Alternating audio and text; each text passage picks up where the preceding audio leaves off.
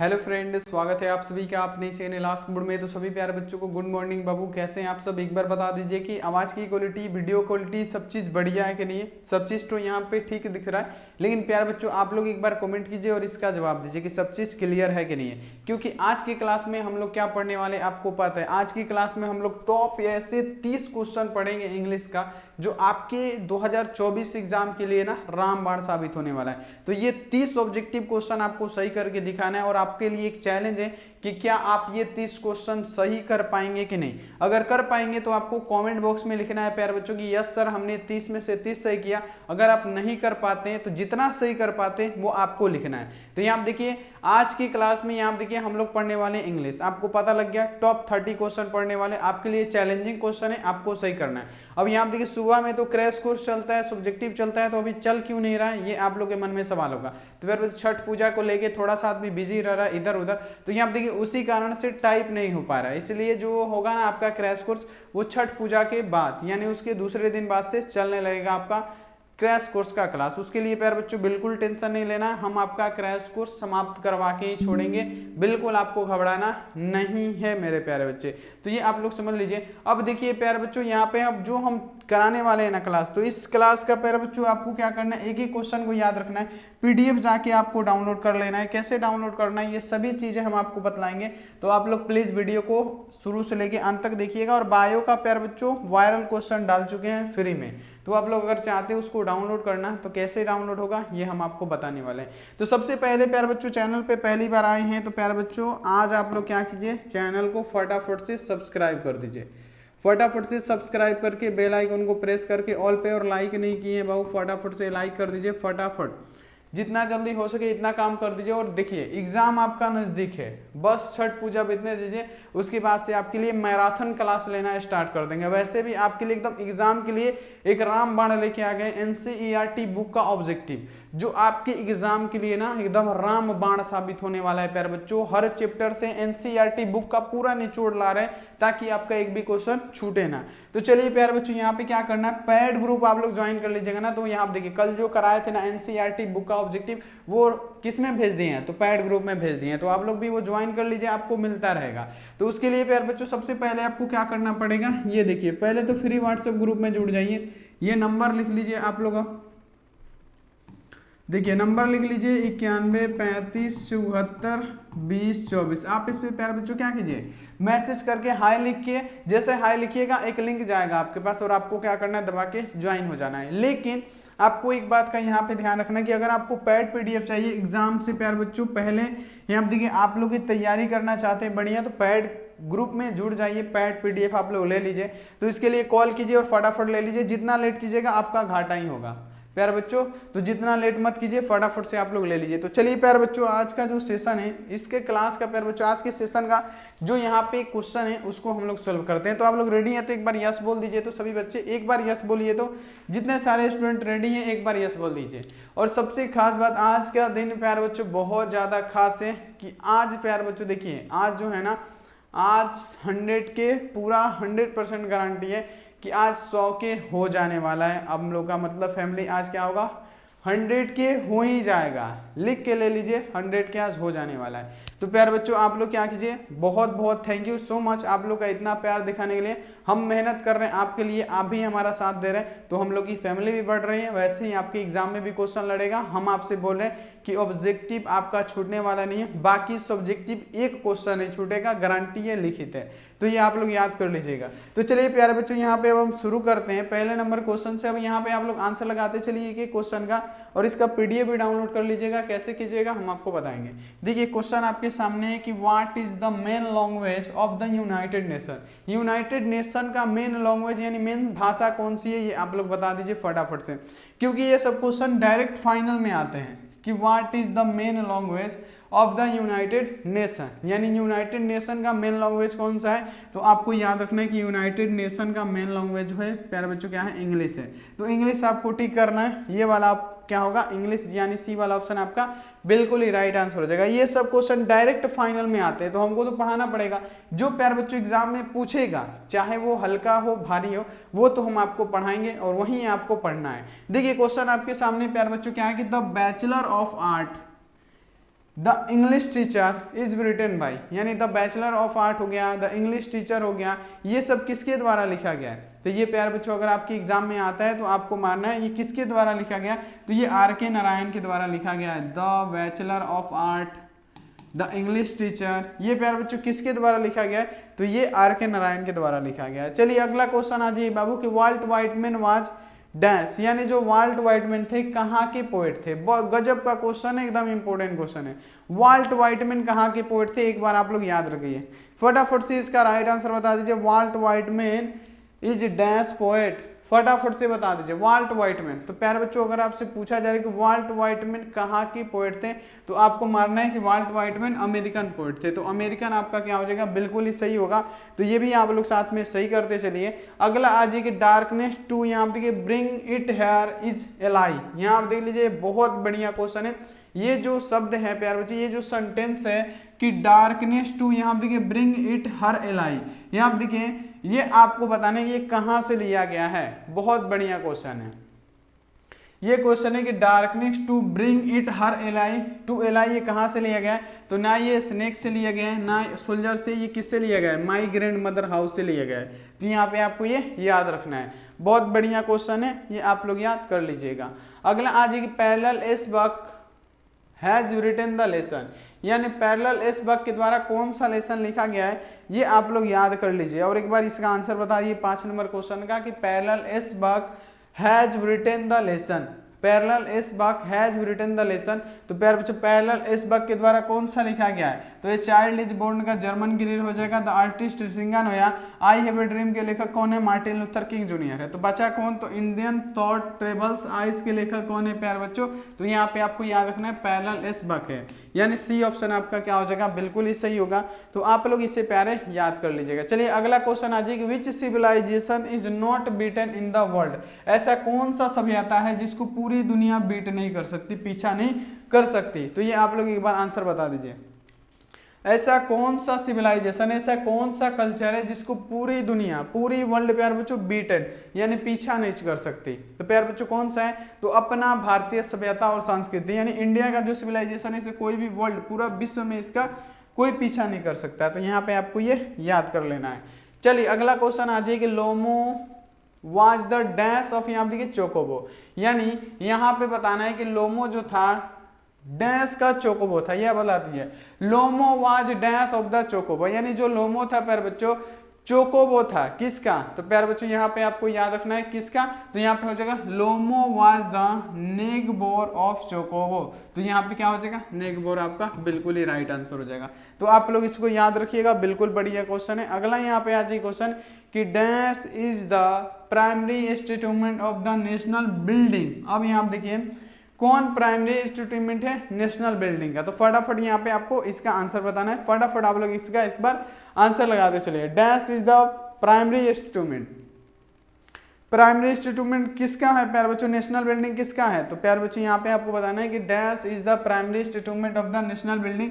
तो education is the primary instrument is the national purpose हो या बिल्डिंग हो, यहाँ पे क्या हो जाएगा, एजुकेशन आपका सही आंसर हो जाएगा। अगला आ जाए कि who has compose the poem ode to autumn, यानी ऑड टू ऑटोमन के लेखक कौन है। बहुत बढ़िया क्वेश्चन है, वेरी गुड क्वेश्चन है, और ये क्वेश्चन कहीं ना कहीं आपके एग्जाम में पूछा गया क्वेश्चन है कि यहाँ देखिए who has composed the poem ode to autumn, यानी ऑड टू ऑटोमन प्यारे बच्चों किसके द्वारा लिखा गया है, कंपोज किसके द्वारा लिखा गया है, तो यहाँ पे आपको जॉन किट्स मारना है, जॉन किट्स के द्वारा यहाँ पे देखिए आपको बताना है कि ऑड टू ऑटोमन लिखा गया है। तो ये भी साथ में आप लोग याद रखिएगा।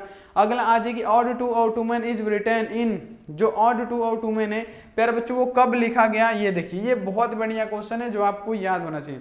ऑड टू ऑटोमन इन, यहाँ देखिए ऑड टू ऑटोमन राइट इन, यानी ऑड टू ऑटोमन कब लिखा गया, तो ये प्यारे बच्चों देखिए अक्टूबर 1819 नहीं, ये सितंबर 1819 में प्यारे बच्चों लिखा गया था। तो ये आप लोग याद रखिएगा, ode to autumn is written in सितंबर 1819, ये आपको याद कर लेना है। चलिए अगला क्वेश्चन आ जाइए। अगला क्वेश्चन है कि she dash do this work. अब यहाँ दिए, अब ये क्वेश्चन का आंसर एक बार आप लोग फटाफट से लगा दीजिए, आप लोग लॉजिक लगा के इसका आंसर दे सकते हैं। चूज द, यहाँ देखिए करेक्ट ऑप्शन दिया है, तो यहाँ पे आपको ऑप्शन चेंज करना है।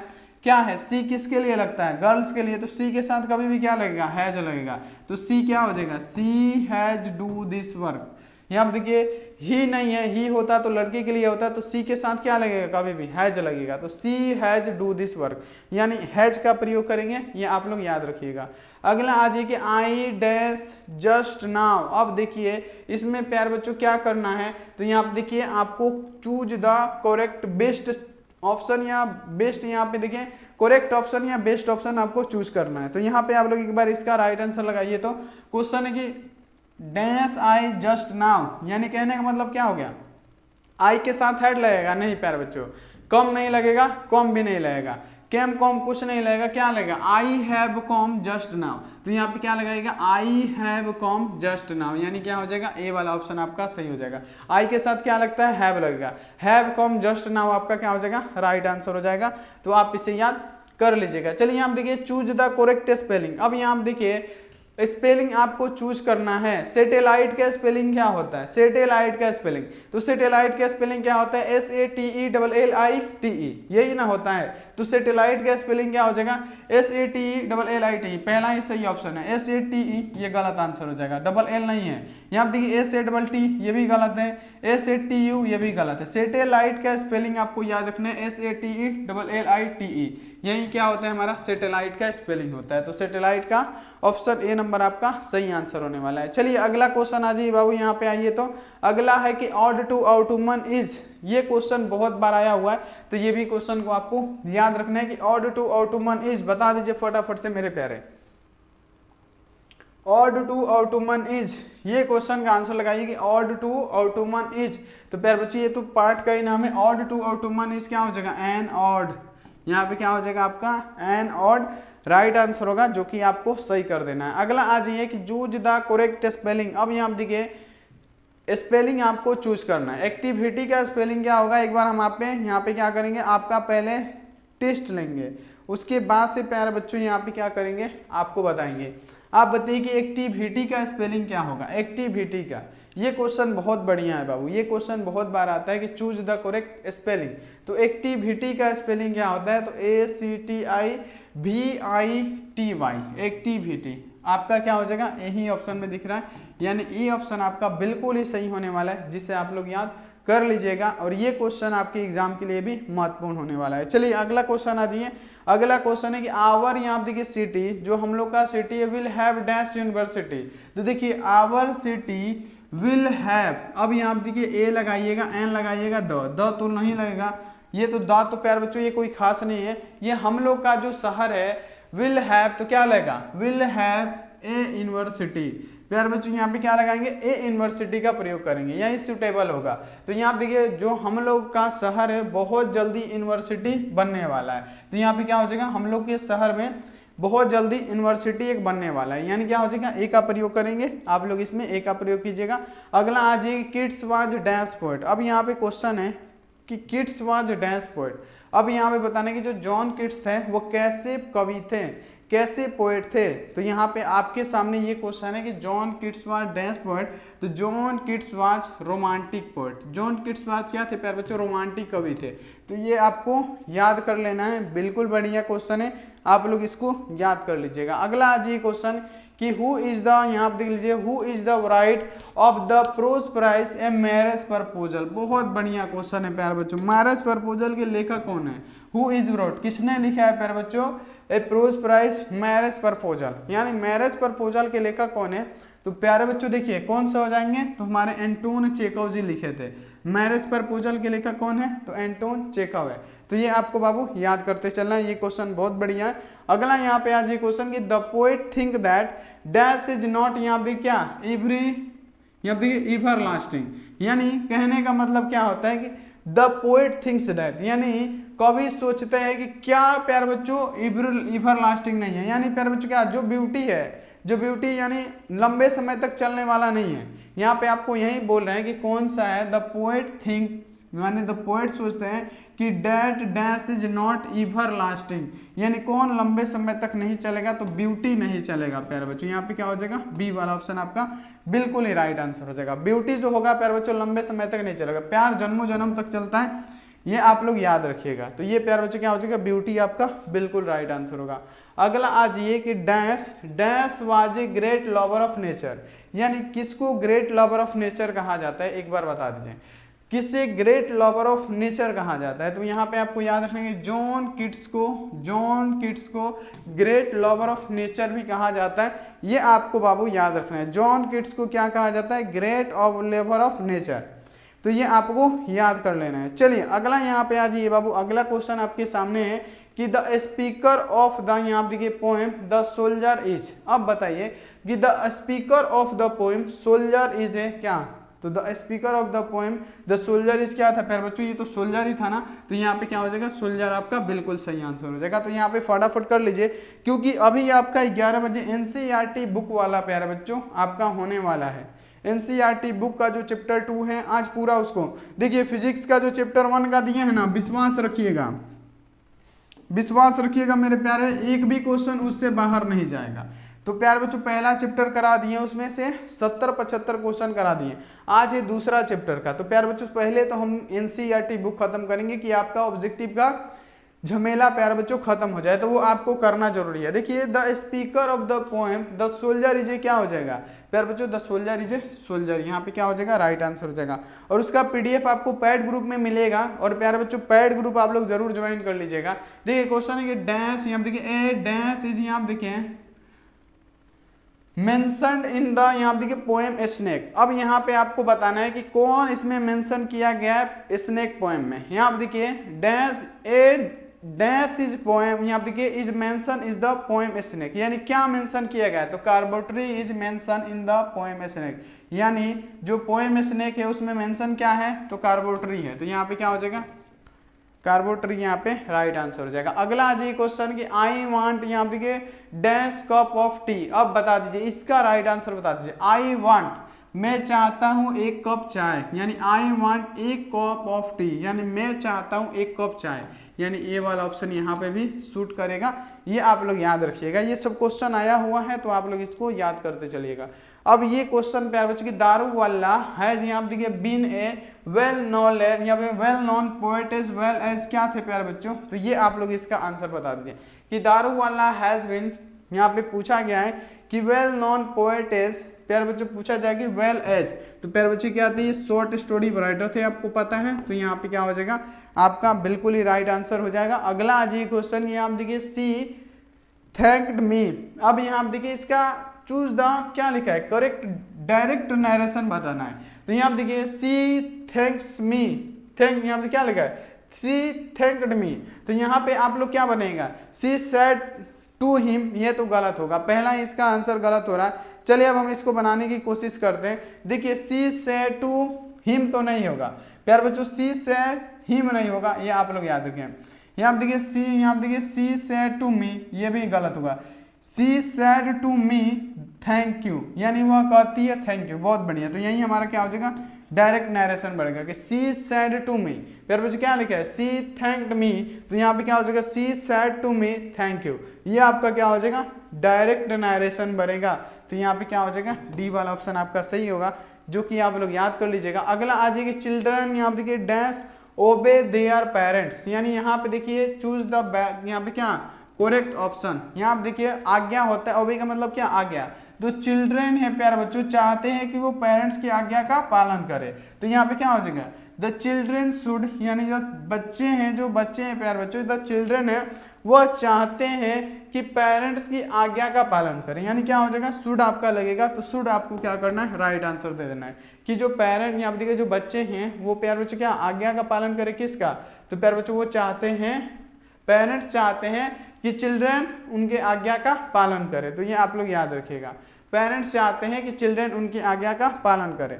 तो यहाँ पे आप लोग इसको याद कर लीजिएगा। अगला यहाँ पे आज ये क्वेश्चन, यहाँ पे देखिए it dash rain today, choose the best option. तो यहाँ पे देखिए इट डैश, तो यहाँ पे देखिए इट में होगा, जहाँ यहाँ पे क्या होगा, इट में रेन टुडे, प्यारे बच्चों यहाँ पे क्या हो जाएगा, इट में रेन टुडे। अगला यहाँ पे आज ये क्वेश्चन, यहाँ पे देखिए Raju dash going to China, यहाँ पे क्या चेन्नई ना, यहाँ पे देखिए Raju dash going to Chennai, तो राजू, अब देखिए राजू अकेला है तो राजू के साथ एम नहीं लगेगा, राजू के साथ इज लगेगा, Raju is going to Chennai now, यानी राजू अकेला है तो यहाँ पे क्या लगेगा, इज लगेगा। तो आप लोग इसे भी याद कर लीजिएगा। चलिए अगला क्वेश्चन आ जाएगी, civilisation is the state development of the, क्या हो जाएगा, तो सिविलाइजेशन को स्टेट डेवलपमेंट कौन करता है, तो पीपुल करता है, यानी ए वाला ऑप्शन यहाँ पे भी सही होने वाला है, आप इसे याद कर लीजिएगा। अगला आ जाएगी, डैश इज द, यहाँ पे देखिए हार्मोनियस स्टोरी कौन सा है, एक हास्य कहानी कौन सा है, एक बार आप लोग आंसर लगाइए, फटाफट इसका आंसर लगाइए कि एक हास्य कहानी कौन सा है। तो एक हास्य कहानी कौन सा है प्यारे बच्चों, तो आपको याद रखना है कौन सा हो जाएगा, तो द आर्टिस्ट एक क्या है प्यारे बच्चों, ये हास्य कहानी नहीं है, पिंच ऑफ स्नूप है, यहाँ पे याद रखना है पिंच ऑफ स्नूप प्यारे बच्चों क्या है, एक हास्य कहानी है, यानी बी वाला ऑप्शन सही होगा, जिसके लेखक कौन है, मनोहर मालगुनाकर है। तो ये सभी क्वेश्चन आपको याद रखना है और फटाफट प्यारे बच्चों इसको याद कर लीजिएगा, ये बहुत बढ़िया क्वेश्चन है जो आपके एग्जाम में पूछे जाते हैं। तो फटाफट से आप लोग लाइक कर दीजिएगा फटाफट, और लाइक करने के बाद से चैनल को फटाफट से सब्सक्राइब करके बेल आइकन को प्रेस करके ऑल पे, और प्यारे बच्चों पैड ग्रुप में जुड़ जाइए। देखिए नंबर है 91 35 74 20 24, आप इस पे कॉल करके जल्दी जल्दी आप लोग जुड़ जाइए फटाफट से। चलिए बायोलॉजी का वायरल क्वेश्चन का पीडीएफ कैसे डाउनलोड करना है, एक क्लिक में हम आपको डाउनलोड करके दिखाएंगे, और प्यारे बच्चों इसका भी पीडीएफ आपको मिल जाएगा, बिल्कुल आपको टेंशन नहीं करना है। तो चलिए यहाँ पे देखिए, सबसे पहले गूगल या क्रोम खोलना है, आपको लिखना है ASKBOARD, आस्क बुड लिख के सर्च करना है। जैसे कीजिएगा ऐसा आएगा आस्क बुड लिखा हुआ, आपको क्या करना है, इसी पे क्लिक करना है। जैसे ही आप इस पे एक बार क्लिक करेंगे ऐसा पेज खुलेगा, ध्यान रखिएगा। देखिएगा एक खास बात और है यहाँ पे प्यारे बच्चों, जो नियम लागू हुआ है ना, कि कौन कौन सा नियम जारी हुआ है आपके बोर्ड एग्जाम को लेकर, तो ये नियम आपको पढ़ लेना है, खोल के पढ़ लेना है कि कौन कौन सा नियम लागू हुआ है। तो चलिए यहाँ पे देखिए, हमको बायोलॉजी का पीडीएफ डाउनलोड करना है ना, तो बायोलॉजी का पीडीएफ डाउनलोड करने के लिए हिंदी का पीडीएफ हो, केमिस्ट्री का हो, किसी भी चीज का पीडीएफ डाउनलोड करने के लिए इसी पे आपको क्लिक करना पड़ेगा, डायरेक्ट आपको इसी पे क्लिक करना पड़ेगा। जैसे ही क्लिक कीजिएगा प्यारे बच्चों यहाँ पे कि ऐसा आएगा, आपको ऐसा आएगा तो आपको क्या करना है, नीचे आना है। जैसे ही नीचे आइएगा, देखिए जैसे ही नीचे आइएगा, देखिए यहाँ पे क्या लिखा है, क्लास 12 बायोलॉजी प्यारे बच्चों, यहाँ पे देखिए पीडीएफ, और यहाँ पे लिखा है डाउनलोड। आपको एक बार डाउनलोड पे क्लिक करना है। जैसे ही आप लोग डाउनलोड पे क्लिक कीजिएगा ना, आपका पीडीएफ डाउनलोड होना स्टार्ट हो जाएगा। तो आइए फटाफट से आप लोग डाउनलोड कर लीजिए, फिजिक्स का है, बायोलॉजी का है, केमिस्ट्री का है, इंग्लिश का है, सबका पीडीएफ है, आके डाउनलोड कर लीजिए। बाकी आप लोग पैड ग्रुप ज्वाइन करना भूलिएगा मत, लेट से जितना जुड़िएगा उतना आपके लिए हानिकारक है। तो चलिए प्यारे बच्चों, मिलते हैं ऐसी 11 बजे वाली क्लास में। आप लोग अपना ध्यान रखिए, मन लगा के पढ़ाई कीजिए। Take care and bye.